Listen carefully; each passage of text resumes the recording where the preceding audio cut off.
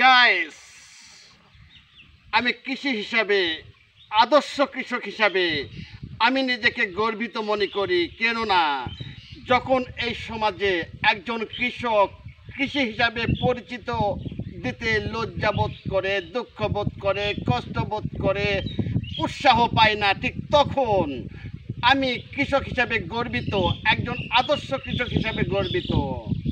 Guys বন্ধুরা, প্রত্যেকটা প্রাণীর খাবার উৎপাদন করে থাকে কৃষক, আর সেই কৃষককে কখনো অবহেলা করবেন না।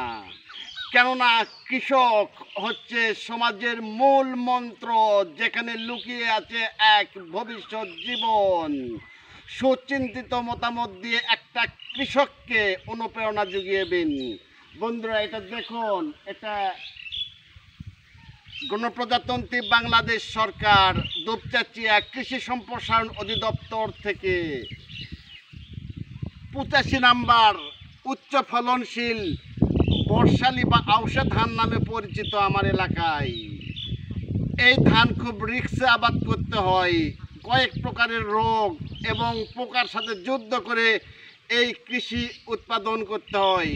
এরপরেও বন্যার আবির্ভাব দেখো, এই সাইড বন্যা, কত বড় বন্যা হয়ে গেছে।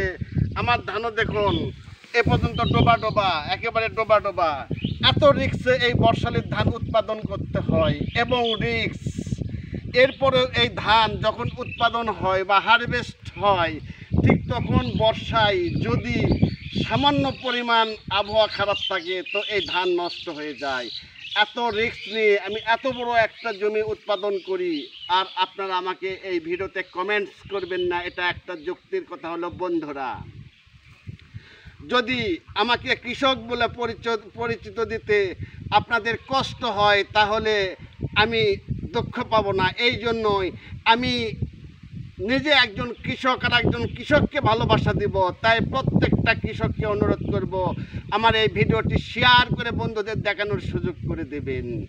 আমি এখন যে ওষুধ দিচ্ছি সেটা হলো পচা মিনা রোগ, আর একটা দিচ্ছি সেটা হলো পোকা, আর একটা দিচ্ছি সেটা হলো একটু শক্তি এবং সতেজ করার জন্য মেডিসিন, যেটা গাছকে সতেজ রাখবে।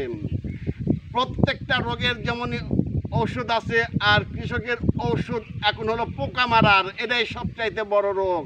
আর একটা হলো পচানি দমন। এই দুটা রোগের সমস্যার সমাধান করতে পারলেই কৃষকের শান্তি। তবে আমি প্রকৃতির ভাবে পোকা দমনে বিশ্বাসী, কেননা এতে পরিবেশ ভালো থাকে। আমি চাই আমাদের এমন কিছু উদ্ভাবন হোক যা দিয়ে প্রকৃতিরভাবে পোকা নিধন কর্মসূচি পালন করা হবে। বন্ধুরা, মনে রাখবেন, কৃষি আর কৃষক এই দুটা একে অপরের সঙ্গে জড়িত।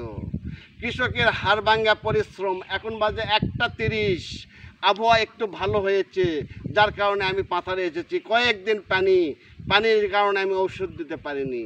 বন্ধুরা, কৃষক যুদ্ধ করে বৃষ্টির সঙ্গে, রোদের সঙ্গে। এদের সকাল নেই, সন্ধ্যা নেই, দুপুর নেই, রাত নেই, এরা পরিশ্রম করে যায় ক্লান্তিহীন। এদের কোনো পেনশন নেই, এদের কোনো টেনশনও নেই। গাইস বন্ধুরা, একজন আদর্শ কৃষক হিসাবে আমি গর্বিত। আপনি এই গর্বিত আদর্শ কৃষককে একটি সুন্দর কমেন্টস করে প্রেরণা যোগাবেন। বন্ধুরা, সবাইকে ধন্যবাদ।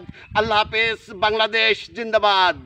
আমাদের দুপচাচিয়া কৃষি সম্প্রসারণ অধিদপ্তরের প্রণোদনা নিয়ে আমি এই যে কৃষি উৎপাদন করেছি, সে কৃষকের কৃষি অফিসের লক্ষ্য যেন আমি পৌঁছাতে পারি, সরকারের লক্ষ্য যেন আমি পৌঁছাতে পারি। কেননা আমার কৃষি আমি সরকারের চ্যালেঞ্জে মোকাবেলার সঙ্গে কৃষি কাজ করে থাকি। তাই সরকারের চ্যালেঞ্জ মোকাবেলার জন্য সরকার আমাকে কৃষি প্রণোদনা দিয়ে থাকেন। সবাইকে ধন্যবাদ। আমাদের তালোড়া পৌরসভার উপসহকারী জনাব মোহাম্মদ মামুন ভাইকে, সালমা আপাকে, আমাদের স্যারকে, সাজাদুল ইসলাম, যার প্রেরণায় আমি আজ আদর্শ কৃষক হয়ে দাঁড়িয়েছি। সবাইকে ধন্যবাদ। আল্লাহ হাফেজ। বাংলাদেশ।